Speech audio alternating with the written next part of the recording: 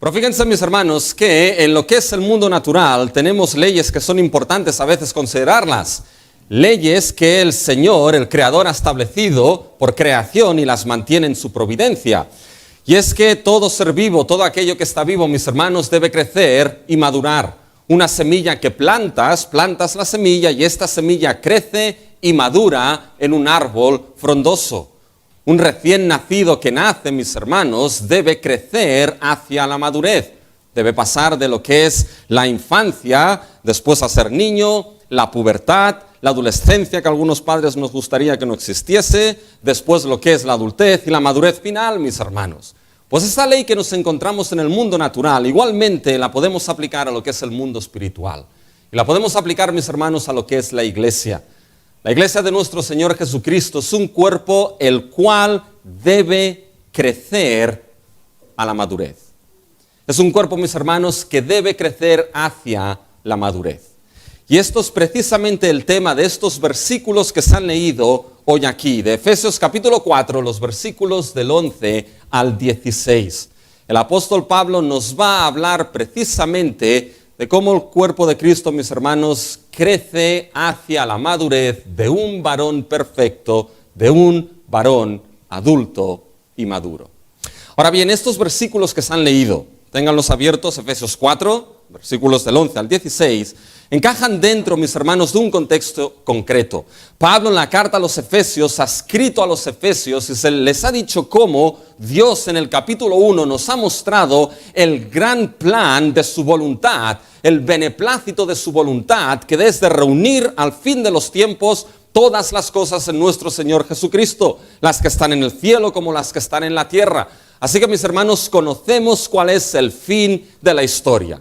Conocemos cuál es el fin de los tiempos, de que Dios en su plan va a acabar reuniendo todas las cosas en Cristo Jesús. No habrá rincón del universo, mis hermanos, que no esté unido y lleno por la presencia de nuestro Señor Jesucristo. Y ese plan, mis hermanos, Pablo les dice a los Efesios que es un plan que empieza a verse, a hacerse visible y palpable en lo que es la iglesia. Porque Pablo describe en Efesios la iglesia como la unión de dos pueblos, la unión de judíos y gentiles en Cristo Jesús. La unión de dos pueblos en Cristo que crea, mis hermanos, una única familia, un único templo, un único edificio que es precisamente la iglesia de Cristo Jesús. Unida, mis hermanos, por lo que es un cuerpo, un espíritu, una esperanza, un Señor, una fe, un bautismo, un Dios y Padre de todos.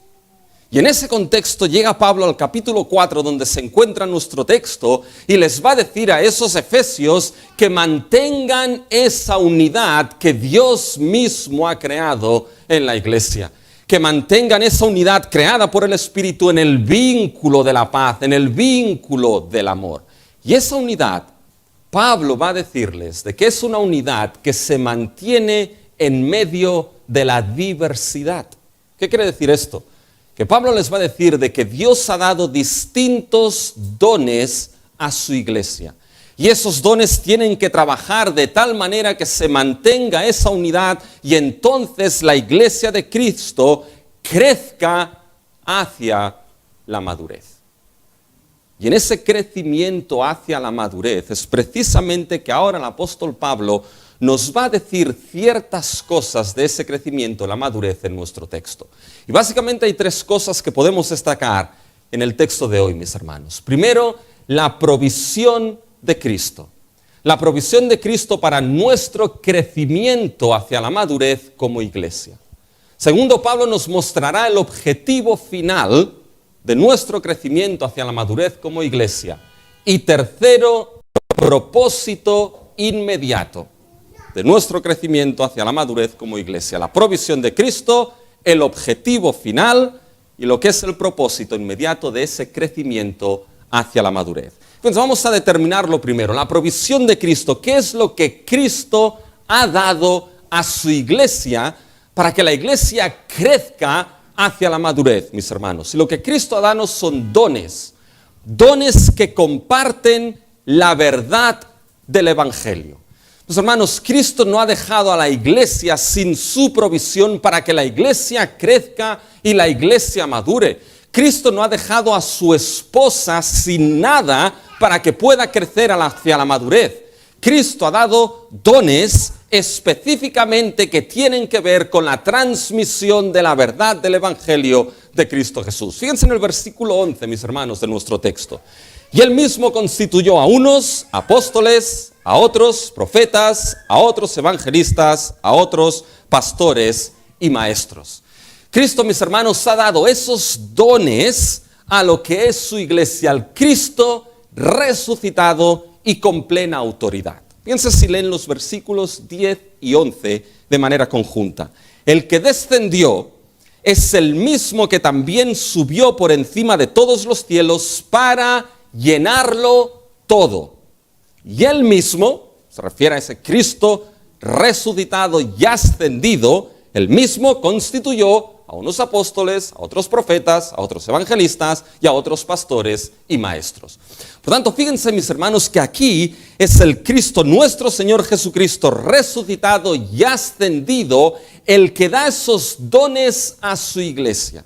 Y cuando vamos a la carta de los Efesios, mis hermanos, lo que es la resurrección de nuestro Señor Jesucristo, el apóstol Pablo la asocia a diferentes cosas. Si vamos al capítulo 1, se van a dar cuenta de que la resurrección de Cristo está relacionada al gran poder que Dios manifestó. A ese poder que Dios manifestó resucitando a su Hijo de los muertos. Y Pablo nos dice que es el mismo poder que operó en nosotros.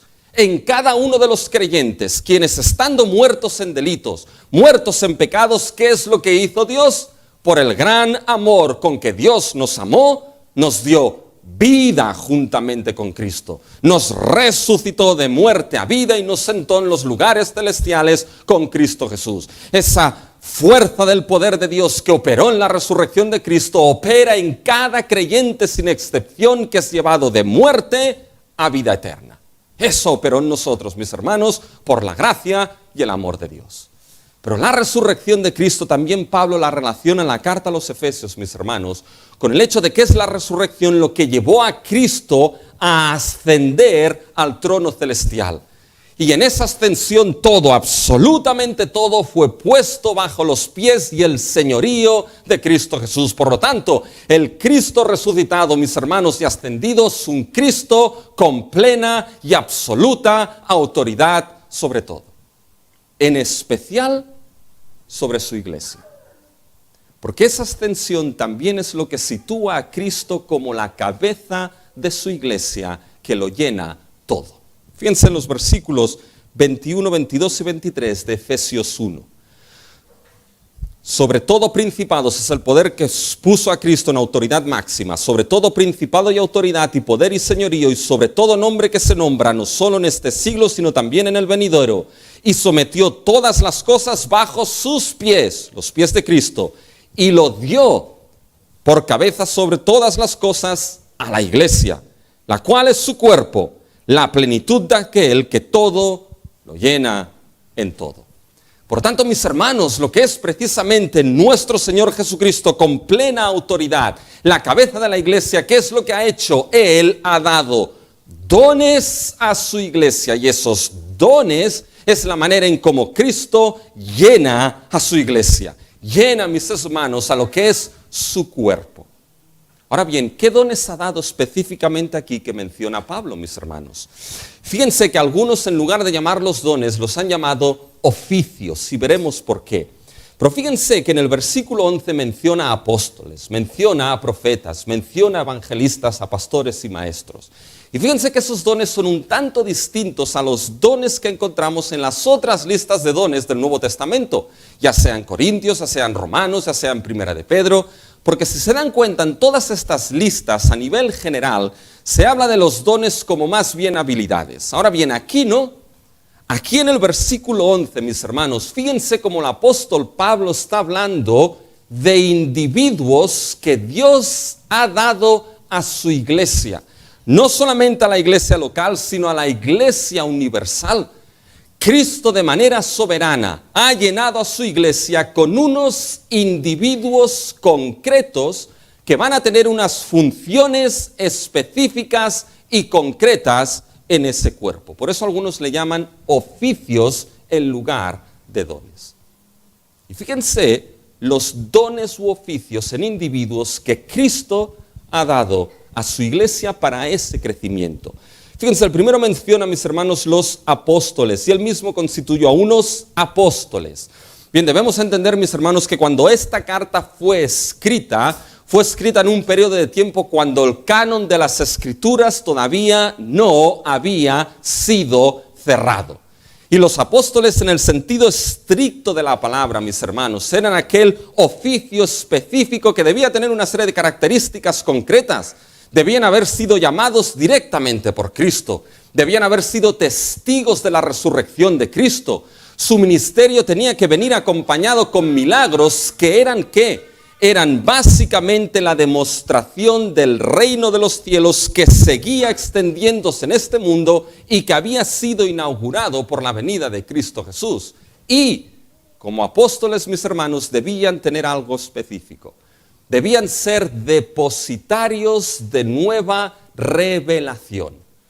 Pero depositarios de nueva revelación, ¿en qué sentido, mis hermanos? Depositarios de nueva revelación, esa revelación que seguía lo que era el testimonio del Cristo crucificado, resucitado y ascendido. Debían ser depositarios de esa revelación que siguiese lo que es la verdad del Evangelio de Cristo Jesús.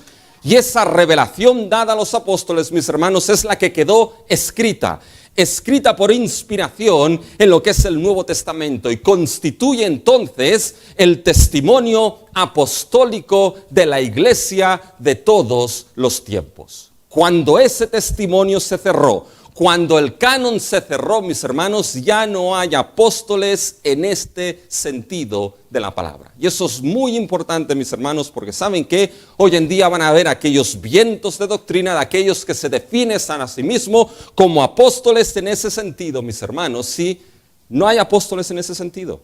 Hay farsantes, hay caraduras, pero no hay apóstoles en ese sentido. Si hay algún apóstol, mis hermanos, que debemos escuchar, vamos a escuchar al apóstol Pablo. Vamos a escuchar al apóstol Pedro, vamos a escuchar al apóstol Juan y a su testimonio que ha quedado inscrito para su iglesia en las Santas Escrituras. Pero ellos eran los depositarios de esa revelación del Evangelio de Cristo Jesús. Y después nos encontramos otros individuos que Dios dio a su iglesia, lo que son precisamente los profetas, a unos apóstoles, a otros profetas. Y aquí no piensen, mis hermanos, en los profetas del Antiguo Testamento. Es muy probable que aquí se refiera a los profetas del Nuevo Testamento. ¿De dónde sacamos esto? Fíjense en el capítulo 3, mis hermanos, y versículo 5. Misterio se refiere al Evangelio, que en otras generaciones no se dio a conocer a los hijos de los hombres, en otras generaciones se refiere al antiguo pacto. Como ahora, como ahora se refiere al tiempo del nuevo pacto, como ahora es revelado a sus santos apóstoles y profetas por el Espíritu. ¿Se dan cuenta? Esos apóstoles y profetas los profetas del nuevo pacto, mis hermanos. ¿Y qué función tenían estos? Tenían básicamente la función, mis hermanos, de proclamar las verdades del Evangelio. Su mensaje era un mensaje profético. ¿En qué sentido? Profético, en que proclamaban la palabra profética de las Escrituras, la palabra profética del Evangelio, los misterios y el misterio de Cristo Jesús, tal y como está revelado aquí en la carta del apóstol Pablo. Estos dos oficios, mis hermanos, apóstoles y profetas, constituían el fundamento sobre el cual esa iglesia se edificaba. Cristo la piedra del ángulo y el fundamento, esos apóstoles depositarios de esa revelación del Evangelio y esos profetas que eran los que profetizaban, proclamaban la verdad del Evangelio. Fíjense en el capítulo 2, versículo 20, edificados sobre el fundamento de los apóstoles y profetas, siendo principal piedra del ángulo, Jesucristo mismo. Y después menciona a los evangelistas, mis hermanos. Aquí no piensen solamente en la predicación del Evangelio. Tenía mucho más que esto. Era el Evangelio, sí, mis hermanos, pero tanto para creyentes como para no creyentes. Esa palabra evangelista aparece aquí y aparece únicamente cuando Pablo se dirige a Timoteo y le dice, tú haz tu obra ¿de qué? De evangelista. Y Timoteo, mis hermanos, tenía una iglesia en la cual encargarse, porque el evangelio lo necesitan tanto no creyentes, pero también los creyentes, mis hermanos, porque es aquello que nos edifica, nos construye y nos hace crecer. Por tanto, los evangelistas no solamente era la mera predicación del evangelio, sino que esa proclamación tenía que ver con la edificación también de creyentes, mis hermanos, con la edificación también de lo que era la iglesia. Y por último menciona a unos individuos que eran los pastores y maestros. Y a veces se ha entendido lo que es esa expresión pastores y maestros como un único oficio, pastores y maestros, si gramaticalmente es posible. Pero parece ser que aquí el apóstol Pablo, mis hermanos, está mostrando dos grupos que tenían una función bien específica y funciones que se relacionaban mucho las unas con las otras, pero dos grupos específicos y concretos dentro del cuerpo de Cristo.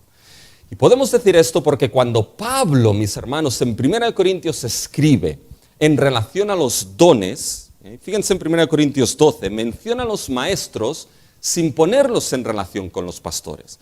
A unos, 1 Corintios 12, 28, y a unos puso Dios en la iglesia, primeramente apóstoles, luego profetas, lo tercero maestros, luego los que hacen milagros, después los que sanan, etcétera, etcétera, etcétera. Por tanto, sabemos, mis hermanos, que un pastor ha de ser sí o sí maestro, porque es una de las cualificaciones, apto para enseñar. Pero aquellos que son maestros no requiere, mis hermanos, que sean pastores. Con todo esto, mis hermanos, ¿qué tenemos de esos individuos que Dios ha dado a su iglesia? Fíjense, mis hermanos, que hay algo en común en todos ellos. ¿Saben lo que tienen en común esos apóstoles, esos profetas, esos evangelistas, esos pastores y maestros? Lo que tienen en común, mis hermanos, es la comunicación, la proclamación, la enseñanza ¿de qué? La enseñanza de la verdad del Evangelio de Cristo. Unos como depositarios de esa revelación, otros como proclamadores, otros como aquellos que enseñan, exponen, expanden, anuncian la verdad del Evangelio. Todos estos dones tienen en común algo, y es la proclamación, la enseñanza, la exposición de la verdad de nuestro Dios, de la verdad del Evangelio de nuestro Señor Jesucristo, de la verdad de la fe de nuestro Señor Jesucristo, del conocimiento del Hijo de Dios, mis hermanos. Eso es lo que Cristo en su soberanía ha dado a su iglesia para el crecimiento. Por lo tanto, ¿qué nos muestra esto, mis hermanos? Que esos individuos, esos pastores y maestros van a ser esenciales para que la iglesia crezca. ¿Por qué? Porque es la verdad, mis hermanos. Es la verdad del Evangelio.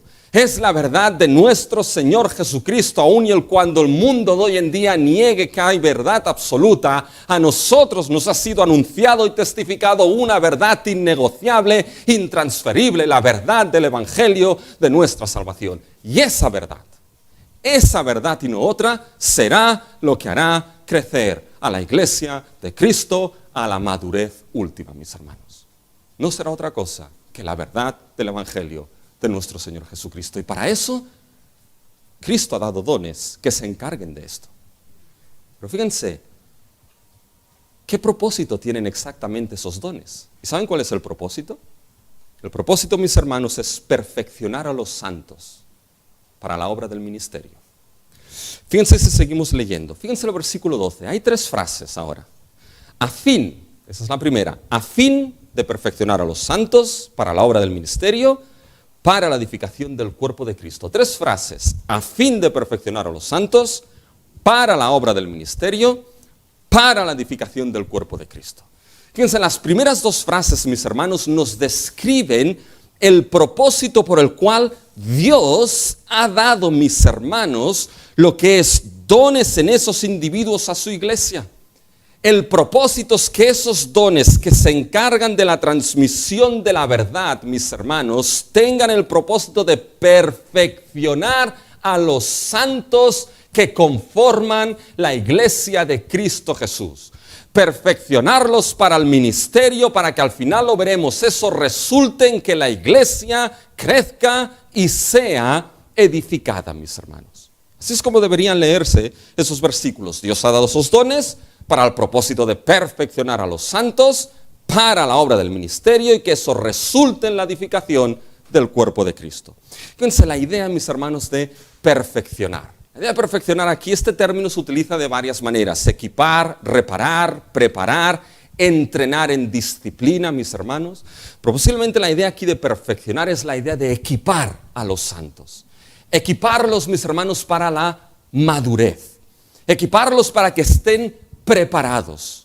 Un deportista, mis hermanos, ¿saben qué? No llega a lo que es la competición sin haber estado preparado y equipado primeramente. Tienen toda una temporada durante el año de preparación. Temporada de preparación básica para la resistencia, temporada de preparación para la fuerza, temporada a medida que se acerca la competición, ir preparándolos específicamente para que lleguen a esa competición perfectamente preparados, perfeccionados, equipados para que puedan, mis hermanos, entonces, ¿qué? Poder estar en esa competición ejerciendo lo que es su trabajo de la manera más excelsa y eficiente posible. Pues eso es precisamente lo que aquí está diciendo Pablo. Dios, Cristo en su soberana autoridad, ha dado individuos concretos, pastores, maestros, que se encargan de enseñar, que se encargan de proclamar, que se encargan de exponer la verdad del Evangelio con un propósito claro, con el propósito de que los santos que conforman la iglesia de Cristo, aquellos santos que han sido llevados por la gracia de Dios a formar parte de esa iglesia, sean entonces que sean equipados, sean perfeccionados, es decir, sean maduros para algo bien concreto. Fíjense para qué. Versículo 12. A fin de perfeccionar a los santos para la obra del ministerio. ¿Se dan cuenta, mis hermanos? ¿Se dan cuenta lo glorioso de esto? Esa verdad a través de esos oficios que Dios ha dado equipará a los santos para que entonces los santos, mis hermanos, puedan ejercer su ministerio con diligencia y con madurez, mis hermanos. Los santos, sean cuales sean, en el llamado que Dios haya puesto a los santos en su cuerpo, en la posición de miembros que le haya puesto, da igual si son dedo gordo, dedo pequeño, si son pelos, si son pierna, da igual, mis hermanos. Cada uno de esos santos, sea quien sea, perfeccionado, equipado por el ministerio de la verdad para que pueda ejercerse ese ministerio llamado en el cual Dios ha puesto a los santos en su cuerpo. La cuestión es que aquí, mis hermanos, si hemos sido llevados a formar parte de la iglesia de Cristo Jesús por la gracia de Dios y por la sangre de nuestro Señor Jesucristo, si has sido llevado a formar parte de esta iglesia, de la iglesia de Cristo, porque por su sangre Cristo te llevó a ella, entonces formas parte de su iglesia y ¿sabes qué? Tienes lugar y llamado en la iglesia de Cristo para servir a Cristo y servir a tus hermanos. Ahora bien, ese ministerio y ese servicio no será posible sin antes ser perfeccionado y equipado por la verdad del Evangelio de Cristo Jesús. Uno debe ser equipado con la verdad del Evangelio. Y mis hermanos, así es como funciona, así es como Dios lo ha establecido, así es como Cristo ha querido establecerlo. Ha dado esos dones para la verdad y para que de esta manera los santos se perfeccionen y sirvan. ¿Y por qué eso es tan importante? ¿Saben por qué es importante, mis hermanos? Por el resultado final. Fíjense cuál es el resultado. El resultado es la edificación de la iglesia de Cristo. Simplemente lean el versículo, mis hermanos. No les explico nada nuevo, es lo que está en la Biblia. Fíjense al final del versículo 12. A fin de perfeccionar a los santos, ¿para qué? Para obra del ministerio. ¿Y para qué resultado final? Para la edificación del cuerpo de Cristo. Mis hermanos, así es como Dios ha querido que su iglesia crezca hacia la madurez. Dios, mis hermanos, hubiese podido en cierta manera establecerlo de otra manera, pero nuestro Dios es un Dios de orden. Nuestro Dios no hace las cosas de cualquier manera.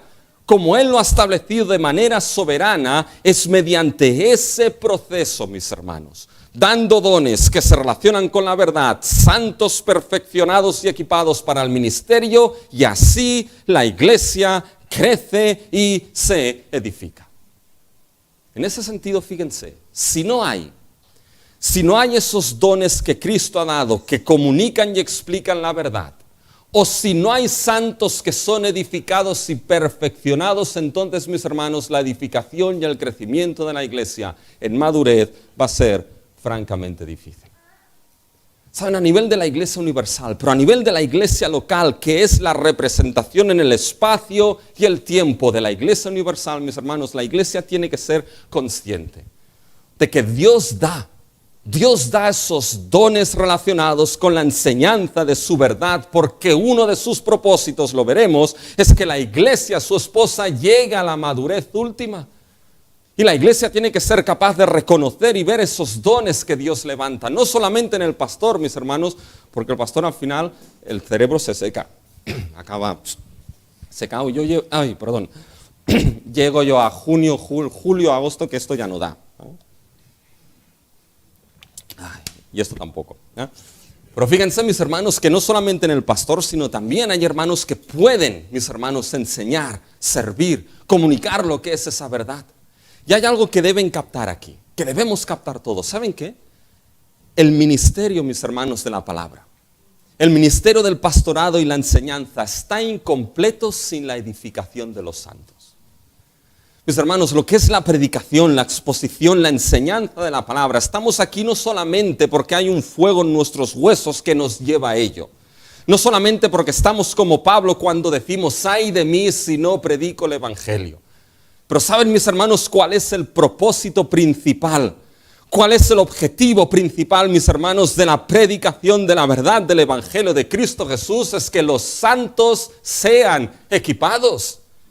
Es que ustedes sean equipados, perfeccionados y maduren en lo que es el evangelio de nuestro Señor Jesucristo, para que sirvan en la iglesia que Dios les ha puesto, mis hermanos. ¿Y por qué esto es así? Porque hay algo que debemos entender, mis hermanos, que el servicio del ministerio en la iglesia es un ministerio y servicio basado en la verdad del evangelio, en la madurez en el evangelio, en la vida, mis hermanos, del evangelio. No es una perfección de decirles cómo hacer las cosas. Si yo le tengo que decir, mis hermanos, a Jaume, cómo tiene que tocar el piano, bueno, tendríamos la semana que viene problemas con el tema de la alabanza. Si yo tengo que decirle, o a Dominico o a Marta, cómo tienen que decorar y poner las cosas, bueno, tendrían que ver mi sentido de estética, mis hermanos. ¿Ya? No es eso, mis hermanos. Es ese equipar con la verdad del evangelio. Es ese equipar que el ministerio en el que sirven se vive el evangelio.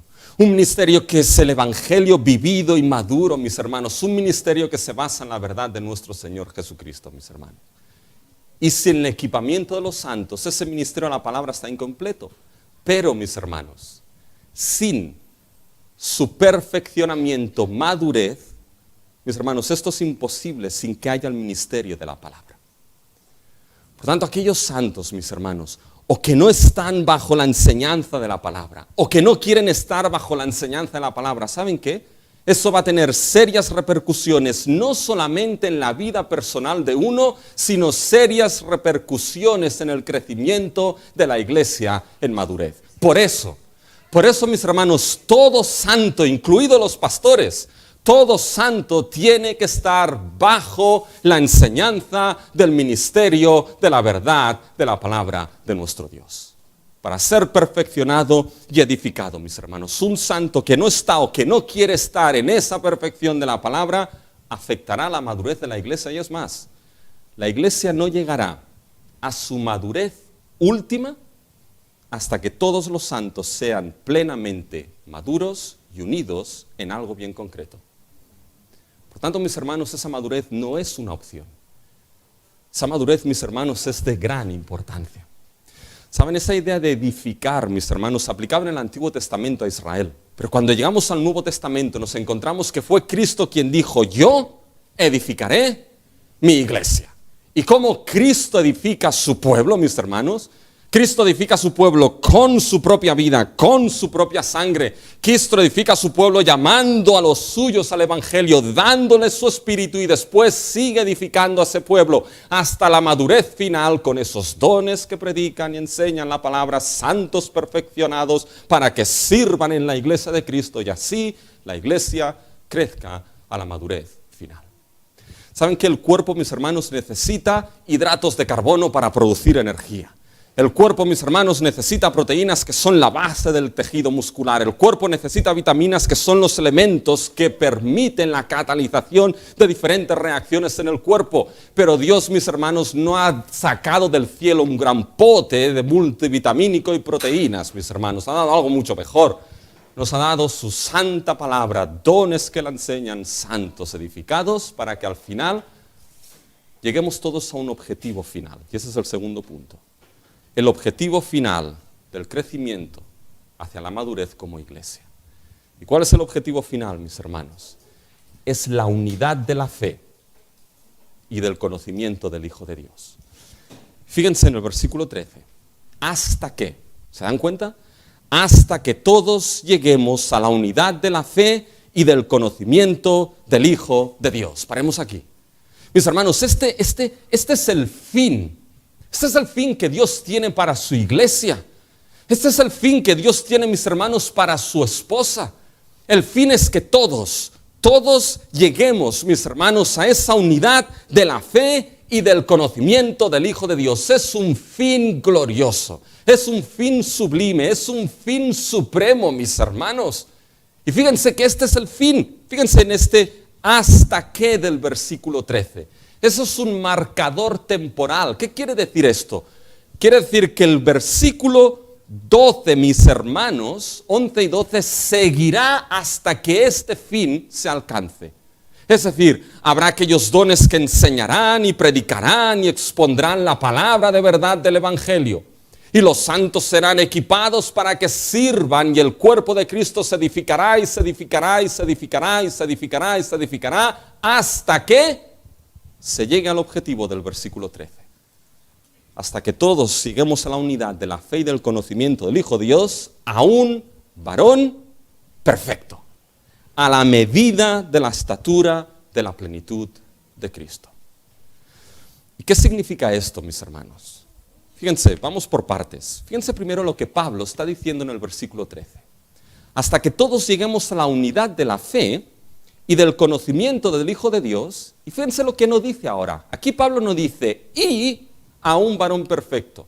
Y a un varón perfecto. No hay una y ahí.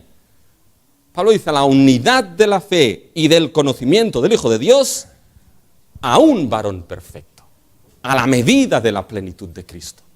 ¿Qué quiere decir esto, mis hermanos? Quiere decir que el varón perfecto, que es la imagen de la iglesia en su plenitud madura, se llega a esa plenitud madura, mis hermanos, a esa madurez última, se llega por medio de la unidad en la fe y el conocimiento del Hijo de Dios.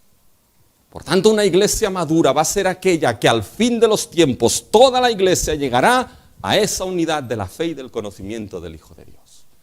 ¿Y qué significa esto? Fíjense primero lo que Pablo va diciendo en el versículo 13.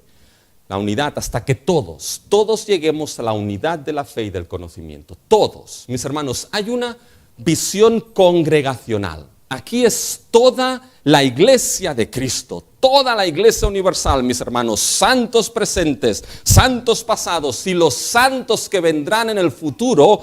Toda la iglesia va a llegar a esta unidad de la fe y del conocimiento. Esto es lo que Dios ha establecido. Hay una visión congregacional por un lado, pero hay una visión, mis hermanos, individual por otro lado. No individualista, no equivoquen la palabra. No individualista, individual. Todos lleguemos. ¿Sabe qué quiere decir esto, mis hermanos? Que todos los santos que conforman la iglesia de Cristo, sean quien sean, grandes, pequeños, jóvenes, adultos, si es santo que forma parte de la iglesia de Cristo, todo santo llegará al final a esa unidad de la fe y del conocimiento del Hijo de Dios, sin excepción. Aquí no es que unos llegarán y otros no llegarán. Aquí no es que unos pensarán en lo suyo llegar, no. Aquí es que todo santo sin excepción va a llegar a esa unidad de la fe. Y la pregunta, mis hermanos, es ¿qué es eso de la unidad de la fe y del conocimiento en el Hijo de Dios? ¿Saben qué, mis hermanos? Primero, aquí son dos cosas distintas. Es a la fe y el conocimiento, eso no es lo mismo. Porque la fe implica conocimiento, mis hermanos. La fe implica conocer. Ahora, esto no es todo lo que es la fe. La fe implica conocer, pero implica sentir y creer y obedecer aquello que crees, mis hermanos. Uno puede conocer muchas cosas y no tener fe en absoluto. Porque el conocimiento tampoco es fe, mis hermanos. ¿Saben lo que es el puenting, no? Aquellos que se tiran en puente por una cuerda, ¿no? Yo puedo, mis hermanos, tener un gran conocimiento de lo que es la resistencia de la cuerda elástica. Puedo tener un gran conocimiento de lo que es la ley de la gravedad y cuánto caigo y a qué velocidad por los... qué sé, yo no entiendo de física, mis hermanos. Pero puedo tener un gran conocimiento de esas cosas y no tirarme, mis hermanos, en puenting. Puedo conocer, pero no tengo ninguna fe de que esa cuerda me aguante por mucho que sepa de ella, mis hermanos. Uno puede conocer muchas cosas y no creer en cierta manera nada en ese sentido.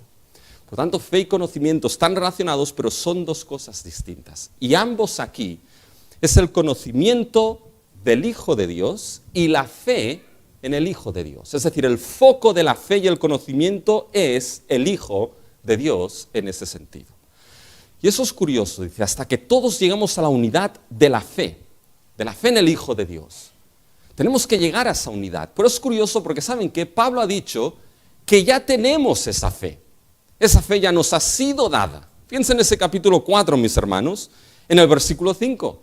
Fíjense la unidad de la iglesia, unida en un Señor, una fe y un bautismo. Por lo tanto, mis hermanos, la iglesia ya tiene una fe común.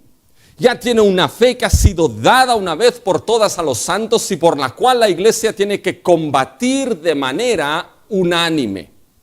Y esa fe, mis hermanos, no es tanto aquí el acto de creer, sino que es el contenido de lo que se cree, mis hermanos.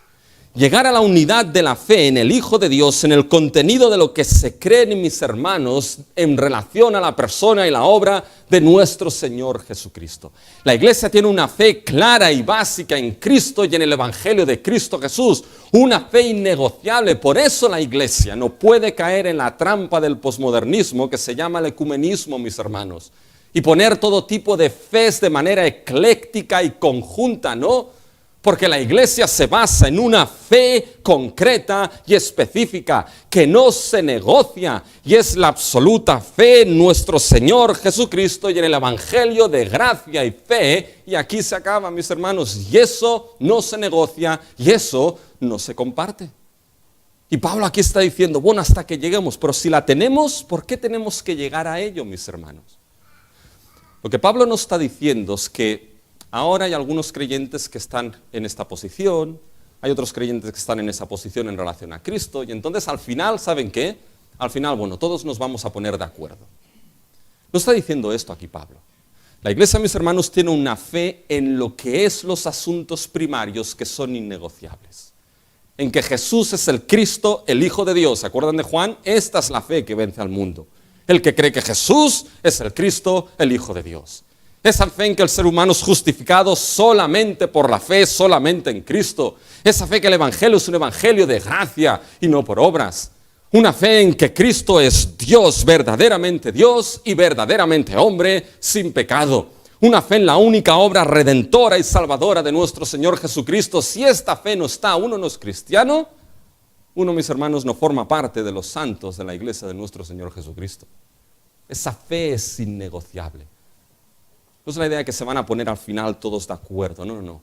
La idea, mis hermanos, es llegar a esa unidad de la fe. ¿En qué sentido? En que fíjense, mis hermanos, que incluso en esos aspectos, dentro de los santos puede haber diversidad. ¿En qué sentido? En que quizá no se ve todo con la misma claridad, en que quizá no se ve todo con la misma profundidad, de que quizá unos son más maduros y ven más profundamente ciertas cosas que otras, pero llegará el día, mis hermanos, llegará el día en que la iglesia y todos los santos que la conforman llegarán a la misma claridad y a la misma profundidad, mis hermanos, de esa fe en nuestro Señor Jesucristo, a la misma profundidad y claridad de quién es Cristo como Dios hombre, en esa justicia que está dada por la fe, en esa obra redentora de nuestro Señor Jesucristo y al conocimiento, también nos dice al conocimiento del Hijo de Dios. Mis hermanos, cuando leen Efesios y ponen lo que es el Hijo de Dios en Efesios, es algo glorioso. Porque Pablo nos dice que es en Él, en Cristo Jesús, que Dios nos ha escogido desde antes de la fundación del mundo, que en Él estamos unidos, que en Él somos amados, que en Él tenemos redención. Por lo tanto, llegar a esa unidad y a esa madurez última, mis hermanos, es llegar a la madurez ¿de qué? Es llegar a la madurez de crecer y conocer que en Él somos amados, de que en Cristo hemos sido escogidos, de que en Cristo hemos sido adoptados, de que en Cristo, mis hermanos, tenemos redención. Debemos seguir creciendo, mis hermanos, en ese conocimiento del Hijo de Dios. ¿Y saben qué? Hemos quizá contemplado el alba, mis hermanos, de ese lucero que resplandece en la revelación de la Escritura, pero llegará el día, mis hermanos, que ese lucero, nuestro Señor Jesucristo, resplandecerá de manera sublime. Llegará el día, mis hermanos, que llegaremos a esa unidad, todos los santos de la fe y del conocimiento de nuestro Señor Jesucristo. Por eso, mis hermanos, es de suma importancia que ya aquí crezcamos en esas verdades de la fe y en esas verdades de Cristo Jesús. ¿Para qué? Para que al final, fíjense, lleguemos a la madurez, a la plenitud de Cristo. Fíjense ahora que describe esa madurez. Fíjense, un varón perfecto, versículo, mis hermanos, 13. A un varón perfecto a la medida de la estatura de la plenitud de Cristo. Mis hermanos, ese es nuestro fin. ¿Lo han visto? Ese es nuestro fin. Ese es el fin de la iglesia. Ese es el fin de nuestra identidad que somos como iglesia. Llegar a la plenitud, mis hermanos, de Cristo Jesús en todos y cada uno de nosotros. Ese varón perfecto, mis hermanos, pone la imagen de un varón que ha llegado a la adultez, que es maduro, que ya no se encuentra en la infancia, que ya no se encuentra en la pubertad y está en la edad del pavo, mis hermanos, que ya no se encuentra en la adolescencia y las hormonas le van locas, mis hermanos, que ya no está en la juventud y está movido por las pasiones juveniles. No, ha llegado a lo que es la madurez última. Y aquí Lloyd Jones describe esa madurez, mis hermanos, ese varón perfecto como los santos llegados a esa unidad y Cristo como su cabeza, unidos perfectamente, mis hermanos. Pero fíjense que aquí, mis hermanos, ese varón adulto lo describe como la medida de la estatura o de la edad, algunos lo interpretan, la medida de la estatura de la plenitud de Cristo. Saben, en Efesios, Pablo nos dice que Cristo es aquel que lo llena todo en todos. ¿Saben qué, mis hermanos? El plan último de Dios es unir todas las cosas en Cristo. Que no haya rincón del cosmos que no esté lleno de la presencia de nuestro Señor Jesucristo, pero de manera especial su iglesia, de manera especial sus santos. ¿Y qué significa, mis hermanos, esto de ser llenos de la plenitud de nuestro Señor Jesucristo? Recuerdo que cuando Giel tuvo el problema en el corazón y lo pusieron en la UCI, Marta me corregirá si ahora mi interpretación es inventada, ¿ya? Pero le pusieron un montón de aparatos, por aquí, y todos aparatos que hacían así, ya está, y luces y pitos, había de todo, parecía una nave espacial eso, mis hermanos. Y cuando llegó la doctora, lo primero que yo pensaba que haría es que iría a mirar los diferentes aparatos. ¿Y saben lo que hizo la doctora? Le tocó la punta del dedo gordo del pie a Giel.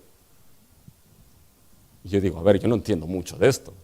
Para decirle, señora, no ve todos los pitos y luces y aparatos que hay, y le tocó el dedo gordo, la punta del dedo gordo del pie. Y yo digo, ¿por qué le tocaría esto? Bueno, corrígeme, Marta, corrígeme después, ¿ya? Pero la cuestión es que después yo pensando digo, bueno, porque si tiene problemas del corazón, en cierta manera el corazón que bombea la sangre, ¿ya?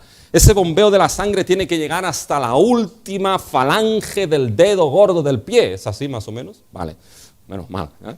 Pues tiene que llegar, mis hermanos, esa sangre hasta la falange del dedo gordo del pie, mis hermanos. Porque esa sangre que lleva, en cierta manera, esa sangre lleva la vida, lleva el oxígeno para que ese dedo gordo no quede necroso, mis hermanos, y tenga que serse cortado. Y tocaron, las cosas van bien, mis hermanos. Pues al fin de los tiempos, ¿saben qué? Cuando la iglesia llega a esa madurez última, mis hermanos, es que la plenitud de Cristo Jesús, la vida de nuestro Señor Jesucristo llenará a toda su iglesia, pero llenará a todos y cada uno de los santos sin excepción.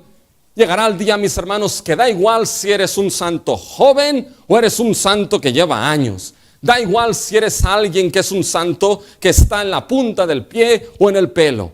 Da igual los miembros débiles o los miembros fuertes, los más pequeños o más grandes. Al final, mis hermanos, lo que es glorioso es que todos llegaremos a la plenitud de nuestro Señor Jesucristo. La vida de Cristo llenará de manera absoluta a su iglesia y a todo santo. Y si por la gracia de Dios eres santo, llegará el día en que plenamente serás lleno de la vida de nuestro Señor Jesucristo. Ese es nuestro fin. Eso es algo glorioso, mis hermanos. Lloyd Jones aquí tenía algo importante. Lloyd Jones decía, este es uno de los principales problemas que tenemos como iglesia. Como cristianos no somos capaces de ver en lo más mínimo la posición que nos ha sido dada como pueblo de Dios y el glorioso final que tenemos. Mis hermanos, ¿se dan cuenta de que la iglesia no es un club social? ¿Se dan cuenta, mis hermanos, de que la esposa de Cristo no es únicamente aquí yo vengo los domingos y ya está? ¿Se dan cuenta, mis hermanos, que la iglesia es algo glorioso? Que somos algo glorioso como la esposa de Cristo Jesús por la gracia de nuestro Dios. Mis hermanos, si fuésemos capaces de considerar quién somos verdaderamente como pueblo y cuál es el fin glorioso que Dios ha establecido, el ser llenos de la plenitud de nuestro Señor Jesucristo, yo estoy seguro, mis hermanos, que lo que es la motivación a crecer en madurez, la motivación de sentarse debajo de la exposición de la palabra, la motivación, mis hermanos, a lo que es el compromiso al crecimiento y madurez y servicio a la iglesia, crecería exponencialmente en nosotros. Porque no habría necesidad de decir nada cuando uno entiende qué glorioso final está establecido para nosotros y qué gloriosa responsabilidad y privilegio nos ha dado nuestro Dios para eso. Mis hermanos, iglesia, no nos olvidemos de quién somos. No nos olvidemos del fin glorioso que Dios nos ha dado. Pero mientras tanto, y este es el último punto, este es el final. Pero saben, hay un propósito inmediato, mis hermanos, de este crecimiento hacia la madurez. Y el propósito inmediato, ¿saben cuál es? No ser infantes llevados por cualquier doctrina. Fíjense ahora el versículo 14, mis hermanos. Fíjense, ¿para qué? ¿Se dan cuenta de ese para qué? Ese para qué es el propósito. Bueno, Dios ha dado dones que se relacionan con la verdad, perfeccionan a los santos para que sirvan y la iglesia sea edificada. Esto es así hasta que llegue esa madurez última de la plenitud de Cristo en la iglesia y en los santos. Pero mientras tanto, aquí en el presente, ese crecimiento a la madurez es para un propósito, el propósito de no ser infantes. Y no piensen aquí infantes en la realeza, es de ser babies, mis hermanos, ¿ya? De ser niños pequeñitos, ¿ya? Dice, para que ya no seamos niños fluctuantes, llevados por doquier de todo viento de doctrina por estratagema de hombres que para engañar emplean con astucia las artimañas del error. Fíjense, el propósito inmediato es para que no seamos niños, infantes, babies, mis hermanos. Y hay algo que quiero llamarles la atención. Fíjense, en el versículo 13 ha dicho a la unidad de un varón. Es un varón, una unidad, una iglesia perfecta, mis hermanos. Aquí el término niños es plural. ¿Saben por qué? Porque, mis hermanos, eso es el contraste entre un varón y niños, muchos. Es que una de las características de los infantes, de los niños, ¿saben cuál es, mis hermanos? Es el individualismo extremo. Es un egoísmo que les viene dado, mis hermanos, por la etapa en la cual están. ¿Y saben dónde se ve esto muchísimo? Cuando uno enseña deportes colectivos a los niños. Por ejemplo, fútbol. Ves un montón de niños, por ejemplo, de 5, 6, 7, 8 años jugar, mis hermanos, y uno es incapaz de ver el balón. No ve dónde está el balón, no ve dónde está la pelota, pero sabe dónde está la pelota. ¿Saben por qué? Porque ve una nube de niños ahí, para acá, para acá, y para acá, y para acá, y para acá. Un montón de niños en la pelota, pero todos están ahí. Y son incapaces de pasarse la pelota. Y les dices, oye, pero tu compañero está ahí, pásasela. ¿Qué va? Van como los caballos así. Tienen un individualismo marcado, un egoísmo por su edad. Y se les tiene que enseñar a que compartan el balón. Tienen que crecer en esa madurez. Mis hermanos, es para que no seamos niños. Es decir, no tengamos esta visión de individualismo, mis hermanos, en la iglesia de Cristo Jesús. Porque pensar únicamente en lo de uno, en sus propios intereses, en lo que me va bien, esto a veces puede verse con mucha madurez, pero al final es un signo de inmadurez, mis hermanos, porque la iglesia muestra una unidad común. Pero fíjense, hay otra característica de los niños, ¿saben cuál es? Que les puedes decir cualquier cosa y se lo creen. Bueno, hoy ya están más espabilados con todas estas cosas, pero se lo creen. Fíjense aquí, mis hermanos, para no ser niños fluctuantes llevados por cualquier viento de doctrina, mis hermanos. Aquí Pablo toma la imagen de un barco que es llevado por cualquier viento, mis hermanos, de un lado a otro. Aquí, bueno, el viento son los vientos de doctrina, por estratagema, fíjense, de hombres que para engañar emplean con astucias las artimañas del error. Fíjense, son doctrinas humanas que engañan y que carecen de verdad. ¿Ven esa palabra, mis hermanos, engañar y error? Literalmente es una palabra que me gusta porque se utilizaba para aquellos que jugaban a los dados. Es decir, está llamando a esos hombres trileros, mis hermanos. Y es que de trileros ahí afuera hay unos cuantos, mis hermanos. Muchos trileros con la verdad del Evangelio de nuestro Señor Jesucristo. Y fíjense que aquí las doctrinas son estratagemas, doctrinas varias, hay muchas ahí, pero la verdad del Evangelio es una. Y es en esa verdad, mis hermanos, que debemos de permanecer, mis hermanos. ¿Saben que aquella iglesia que madura en la verdad del Evangelio es una iglesia, al fin y al cabo, protegida? Porque la madurez, mis hermanos, el Evangelio protege. Protege, mis hermanos, de esas estratagemas y de que cualquiera pueda ser llevado por cualquier doctrina. La cuestión, y con esto termino, mis hermanos, ¿cómo hacemos esto? ¿Cómo lo hacemos? ¿Cómo se crece, mis hermanos, en esa madurez? Fíjense, versículo 15 y 16. Aquí me centraré sobre todo en el 15 porque el 16 repite un poco con otra imagen los versículos 12 y 13. Sino que, ¿se dan cuenta?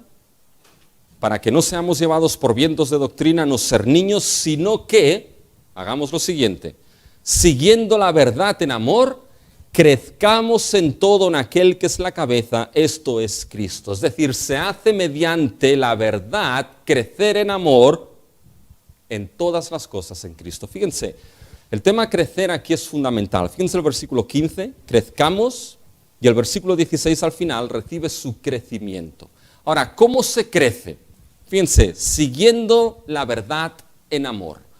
Mis hermanos, ¿qué está diciendo aquí Pablo? Esta es la manera en cómo se crece. Y aquí siguiendo la verdad en amor, mis hermanos, no es primeramente que yo le digo al hermano toda la verdad, que eso es importante. Pero hermano, te digo la verdad, pero te la digo en amor. Y a veces de decir esto, la verdad en amor, te pegan cada palo que te la marinera. Pero esa no es la idea, mis hermanos, aquí. Siguiendo la verdad en amor, hablando la verdad en amor, está en contraste con las doctrinas falsas que engañan del versículo 14. Es decir, llegamos a la madurez para que no seamos niños llevados por esas doctrinas falsas, sino que crecemos como siguiendo, hablando, confesando la verdad, mis hermanos. ¿Qué verdad? Bueno, Pablo lo ha escrito ya en el capítulo 1, versículo 14, mis hermanos, habiendo oído la palabra de verdad, el evangelio de vuestra salvación. Confesando, hablando, explicando ese evangelio entre nosotros, entonces crezcamos, fíjense, en todo, mis hermanos, en todo en aquel que es la cabeza, esto es Cristo. Mis hermanos, la madurez de la iglesia como su conjunto, los santos deben madurar en todo, ¿en quién? En Cristo Jesús. Debes madurar en amor en Cristo. En fe en Cristo, en crecimiento en Cristo, en tu carácter en Cristo, en tus relaciones en Cristo, en tu amor en Cristo. Cristo debe ser lo que es la marca del crecimiento de todo santo y de la iglesia de Cristo Jesús, porque al fin ese, mis hermanos, es el objetivo de nuestra redención, ser hechos a la imagen de nuestro Señor Jesucristo. ¿Quién es la cabeza? Y fíjense el 16, de quien todo el cuerpo, paren aquí, ¿de quién? ¿Saben cómo traduciría yo esto? ¿Desde quién? Me gusta más. Desde Cristo, que es la cabeza, todo el cuerpo unido entre sí por todas las coyunturas se ayudan mutuamente según la actividad de cada miembro. y recibe el crecimiento para ir edificándose en amor. Mis hermanos, el crecimiento es desde la cabeza.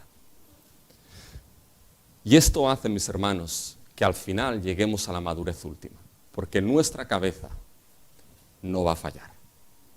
Cristo no va a fallar. Y Cristo va a llegar el día, mis hermanos, que se presentará delante del Padre. Se presentará delante del Padre y dirá: Padre, he aquí mi esposa.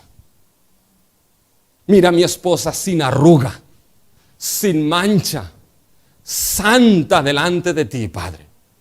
Y esa sin arrugas, sin manchas, ¿se imaginan? Sin arrugas, mis hermanos. Sin arrugas.